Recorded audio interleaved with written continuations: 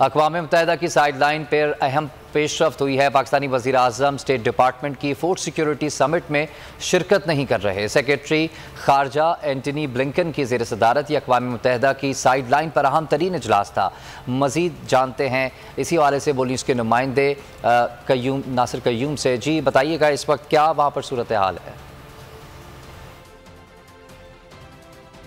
जिस वक्त मैं मौजूद हूँ अक़वाम मुत्तहिदा के हेडक्वार्टर के सामने, और यहाँ पे आज पाकिस्तानी वज़ीर-ए-आज़म मियाँ शहबाज शरीफ ने एक मसरूफ़ दिन गुजारा और फ्रेंच सदर मैक्रोन से उनकी मुलाकात हुई।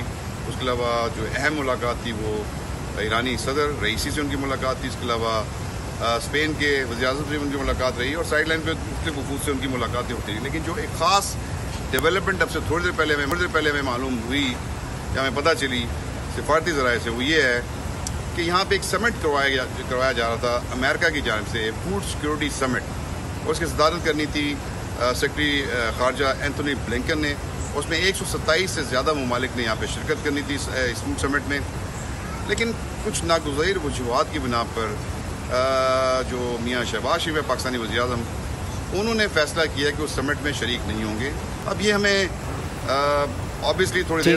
मैं हूँ इमरान रियाज खान, अब आप मुझे देख पाएंगे सिर्फ बोल न्यूज़। इमरान रियाज खान साहब जो हैं वो बोल फैमिली का हिस्सा बन गए हैं। बड़े अरसे बाद किसी चैनल ने हौसला किया है, तो मुझे ऐसा लगता था कि हमें बोलने की इजाजत नहीं मिलेगी, लेकिन बोल ने डिसाइड किया कि बोलने की इजाजत वो लेकर देंगे। मुझे बोल की एक चीज बहुत अच्छी लगी कि बोल ने कैटेगोरिकली कहा कि जो करना है करो, हमने अपना कोई बंदा नहीं निकालना।